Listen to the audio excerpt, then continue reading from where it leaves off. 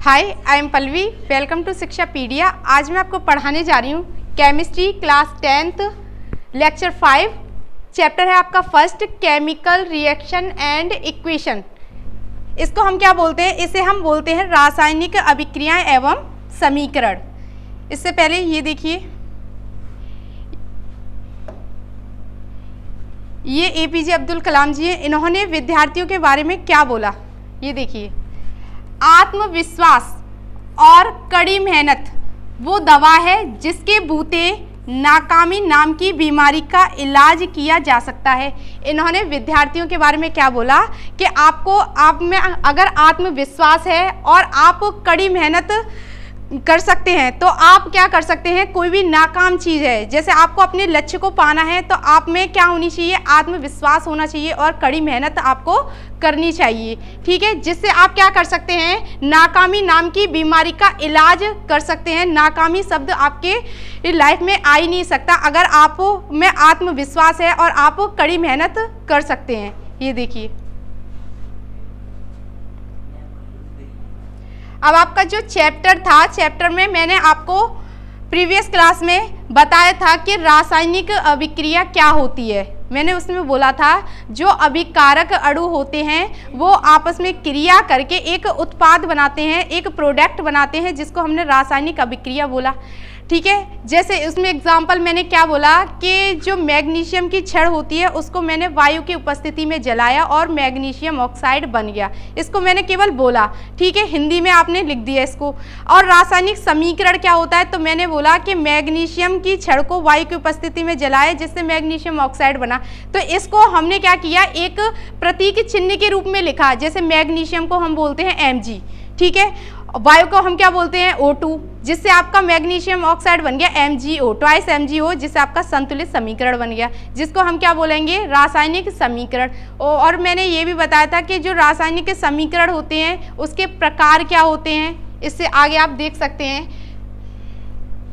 यह है आपका प्रश्न 5 है, रासायनिक समीकरण कितने प्रकार की होती हैं। अगर हम रासायनिक समीकरण के बारे में बात करें तो रासायनिक समीकरण आपके कितने प्रकार के होते हैं। रासायनिक समीकरण जो होते हैं वो आपके, अगर बात की जाए तो रासायनिक समीकरण आपके 2 प्रकार के होते हैं। कितने प्रकार के होते हैं, 2 प्रकार के। ठीक है, अब यहाँ आप देख सकते हैं, फर्स्ट आपका क्या है, इसको हम बोलेंगे संतुलित समीकरण। फर्स्ट आपका क्या होता है, संतुलित समीकरण, जिसे हम क्या बोलते हैं, बैलेंस इक्वेशन। बैलेंस का मतलब क्या होता है, संतुलित करना। ठीक है, तो ये क्या हो गया, संतुलित समीकरण। आपका अगर हम सेकंड की बात करें तो ये होता है आपका अनबैलेंस इक्वेशन। क्या होता है, अनबैलेंस इक्वेशन। इसको हम क्या बोलते हैं, असंतुलित समीकरण। आपका समीकरण 2 प्रकार का होता है। आपका फर्स्ट क्या है, बैलेंस इक्वेशन, और सेकंड है अनबैलेंस इक्वेशन, जिसको हमने बोला असंतुलित समीकरण। अब यहाँ आप अगर संतुलित समीकरण की बात की जाए कि आपका जो संतुलित समीकरण होता है वो क्या होता है, तो यहाँ आप कह सकते हैं कि अभिकारक व उत्पाद, अभिकारक व उत्पाद के परमाणुओं की संख्या समान हो तथा परमाणु भार भी समान हो तो उसे हम संतुलित समीकरण कहते हैं। अब इसको समझिए, इसमें क्या बोला कि जो आपका अभिकारक अणु होता है, ठीक है, और आपका क्या होता है, उत्पाद होता है। अभिकारक अणु क्या है, मैंने आपको बताया था, जैसे कि आप कोई भी जैसे प्रोग्राम के बारे में मैंने बोला था, जैसे आपने उसमें पार्टिसिपेट लिया किसी में भी, तो आप क्या हो गए, अभिकारक हो गए। ठीक है, उससे आपको जो रिजल्ट निकल के आया वो आपका क्या हो गया, प्रोडक्ट हो गया, उत्पाद हो गया। ठीक है, तो अभिकारक आपको पता चल गया होगा और उत्पाद पता चल गया होगा क्या है। तो अभिकारक व उत्पाद के परमाणुओं की संख्या समान हो तथा परमाणु भार भी समान हो तो उसे हम क्या बोलते हैं, संतुलित समीकरण कहते हैं। मतलब उसके परमाणुओं की संख्या समान होनी चाहिए तो वो आपका संतुलित समीकरण। जैसे मैंने आपको बताया था द्रव्यमान संरक्षण का नियम, उसमें जो द्रव्यमान था वो संरक्षित था। अगर हम एरो की अगर इधर की बात करें तो आपका यहाँ भी द्रव्यमान सेम था, जैसे हमने जल के द्रव्यमान की बात की थी, और यहाँ पर भी सेम था, तो ये क्या हो गया, तो ये एक संतुलित समीकरण है। इसी तरीके से हम इसको क्या बोल सकते हैं, इसको हम बोल सकते हैं, जैसे अगर हम जल के द्रव्यमान संरक्षण की बात करें तो वो आपका संतुलित समीकरण है। ठीक है, अब यहाँ आपका देख सकते हैं, जैसे कि सी का मतलब क्या होता है, सी को हम बोलते हैं कार्बन। ठीक है। सी है आपका कार्बन। O2 आपका क्या है? O2 आपको पता ही है कि O2 होता है हमारा ऑक्सीजन, जिससे आपने क्या किया, आपने CO2 बना दी, कार्बन डाइऑक्साइड गैस को बना दिया CO2, ठीक है। अब यहाँ आप बात करें तो ये कह सकते हैं कार्बन जो होता है वो होता है आपका कोयला, ठीक है। आपने क्या किया, कोयला लिया और उसको वायु की उपस्थिति में जलाया, जलाने के बाद में उसमें से जो गैस निकलती है वो आपकी CO2 होती है, कार्बन डाइऑक्साइड। अब आपको संतुलित जो समीकरण है इसमें देखना क्या है कि ये आपकी जो आपने समीकरण बनाया है क्या ये संतुलित है, बैलेंस है या नहीं है। आप यहाँ देख सकते हैं, यहाँ जो कार्बन है, कार्बन के अणु कितने हैं। यहाँ अगर हम बात करें तो यहाँ पर आपका जो C है वो सिंगल है, एक है। अगर हम एरो के इधर बात करें तो यहाँ पर भी आपका कार्बन सिंगल ही है। अगर हम यहाँ ऑक्सीजन की बात करें तो यहाँ ऑक्सीजन के 2 अणु हैं। अगर हम यहाँ बात करें तो यहाँ पर भी आपके ऑक्सीजन के कितने अणु हैं, 2 अणु हैं। तो ये आपका समीकरण कैसा हो गया, तीर के आपने देखा इधर, जो तीर के पीछे ऐसे आप समझ सकते हैं कि अभिकारक और उत्पाद होता क्या है। आप यहाँ ये कह सकते हैं, ये आपका जो एरो है ना, एरो के जो पीछे है और ये एरो के यहाँ आगे है, आगे जो होता है वो यहाँ पर आगे आपका होता है उत्पाद, और एरो के जो भी आपके पीछे होता है उसको हम बोलते हैं अभिकारक। एरो के पीछे जो होता है वो अभिकारक होता है और आगे क्या होता है, उत्पाद। यहाँ आपका एरो है, इसके पीछे ये दोनों आपके क्या हो गए, इसको हम बोल देंगे अभिकारक। ये हो गए आपके अभिकारक अणु, और ये आपका क्या हो गया, इसको हम बोलेंगे उत्पाद, जो आपको प्रोडक्ट प्राप्त हुआ। और ये समीकरण आप देख सकते हैं, ये आपका समीकरण संतुलित है। आपने एरो के इधर देखा, एरो के इधर भी देखा, तो दोनों तरफ इक्वेशन समान है, ठीक है। तो इसको हम क्या बोलेंगे, संतुलित समीकरण, बैलेंस इक्वेशन।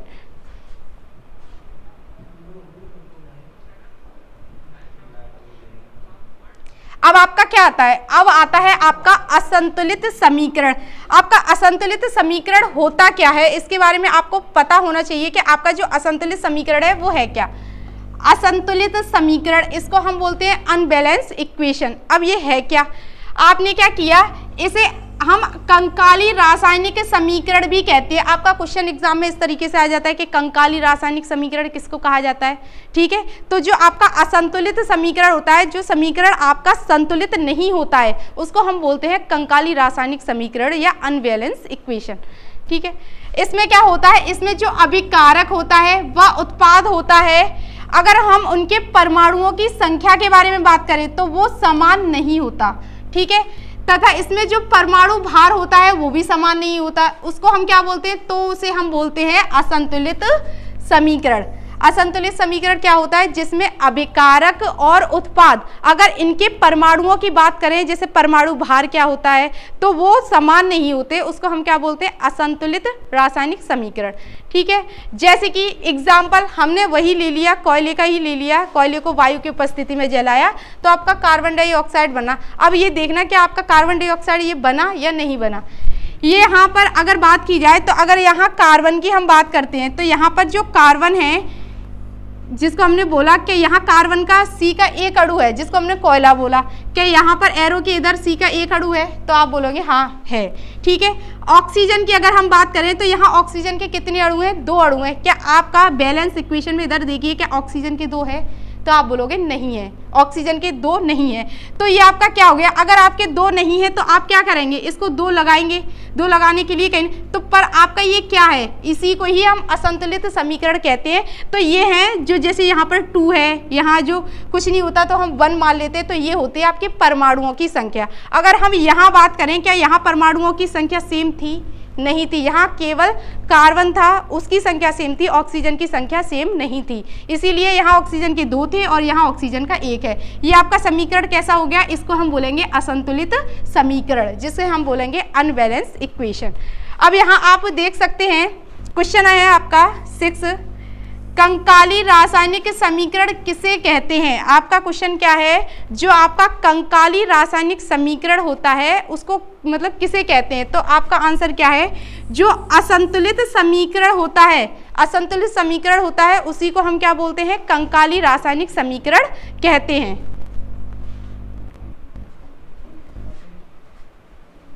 अब ये देखिए आपका ये क्वेश्चन है, प्रश्न आपका 8 है, असंतुलित रासायनिक समीकरण को संतुलित करने के लिए किस विधि की आवश्यकता होती है। क्वेश्चन ने क्या कहा, क्वेश्चन ने बोला जो आपका असंतुलित समीकरण होता है उस समीकरण को हमें क्या करना है, संतुलित करना है, उसको बैलेंस में लेकर आना है। तो आपको किस विधि की आवश्यकता होती है, तो आपकी ऐसी कौन सी विधि है जिसके द्वारा आपका जो असंतुलित समीकरण है उसको आप संतुलित कर सकते हैं। ये देखिए आपका आंसर में क्या है, हिट एंड ट्रायल विधि। ये आपकी विधि है hit and trial Vidhi. Trial का मतलब ही क्या होता है, ट्रायल का मतलब होता है जैसे आप प्रयास कर रहे हो तो उसको हम क्या बोलेंगे, ट्रायल कर रहे हो, ठीक है, प्रायोगिक। अब यहाँ आप देखेंगे हिट एंड ट्रायल विधि का यूज करते हैं, तो असंतुलित समीकरण होता है उसको संतुलित करने के लिए क्या करते हैं, हिट एंड ट्रायल विधि का यूज किया जाता है। अब hit and trial Vidhi note में हम कह सकते हैं इसे अनुमान विधि भी कहा जाता है। अनुमान का मतलब क्या होता है, आप लॉजिक लगा रहे हो, जैसे आपने क्या किया, कोई तुक्का लगा दिया, लॉजिक लगा दिया, तो वो आपका क्या हो गया, अनुमान हो गया कि आपको ये देखना है कि आपके जो एरो है, तीर है, क्या यहाँ समीकरण आपका संतुलित है, यहाँ समीकरण संतुलित है। अब उसमें आपके जो परमाणु हैं उनकी संख्या आपको 2 की ज़रूरत है या 3 की ज़रूरत है, तो आपने क्या किया, उसमें अनुमान ही तो लगाया, तो इसको हम क्या बोलते हैं, अनुमान विधि, ठीक है। यहाँ आप देख सकते हैं रासायनिक समीकरण को संतुलित करने की विधि को हम क्या कहते हैं, हिट एंड ट्रायल विधि कहते हैं। तो रासायनिक समीकरण की विधि क्या है, असंतुलित समीकरण को संतुलित करना है, तो हिट एंड ट्रायल विधि कहते हैं उसको, ठीक है। इस विधि के द्वारा असंतुलित समीकरण को संतुलित समीकरण में परिवर्तित किया जाता है। जो आपकी हिट एंड ट्रायल विधि होती है, इसके द्वारा जो आपका असंतुलित समीकरण होता है उसको हम क्या करते हैं, बैलेंस में लेकर आते हैं, उसको संतुलित करते हैं। वहाँ जो परमाणुओं की संख्या आपकी कम होती है तो उसको हिट एंड ट्रायल विधि के द्वारा उसको संतुलित किया जाता है।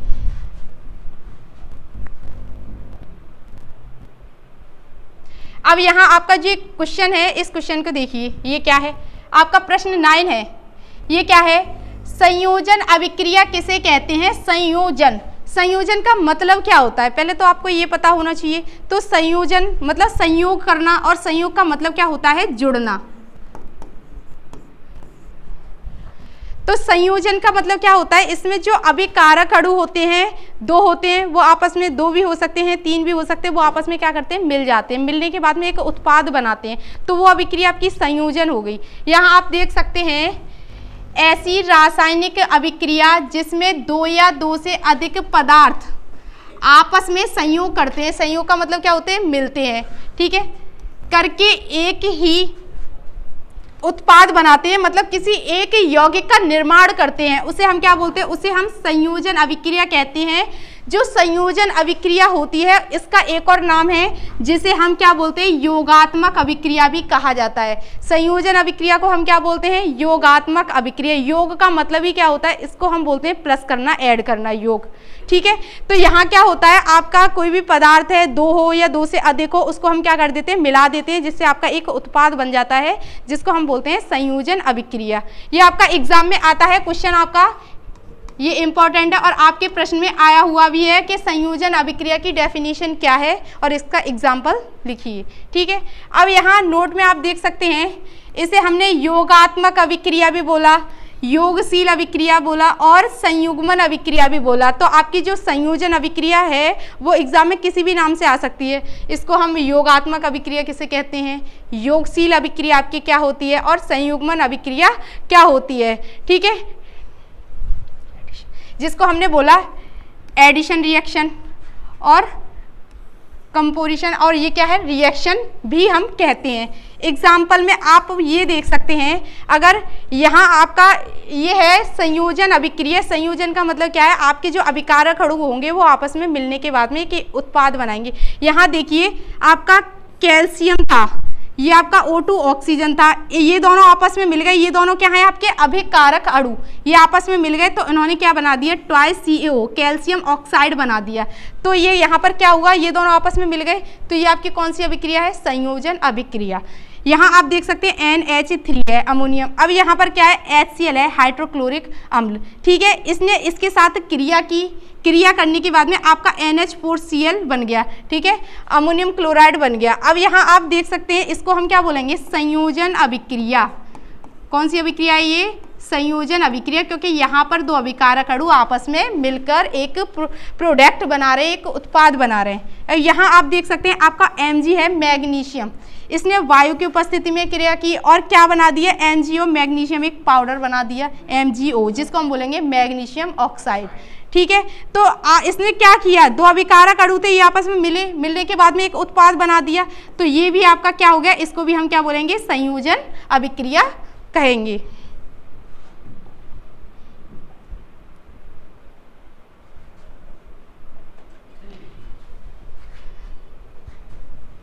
Thank you.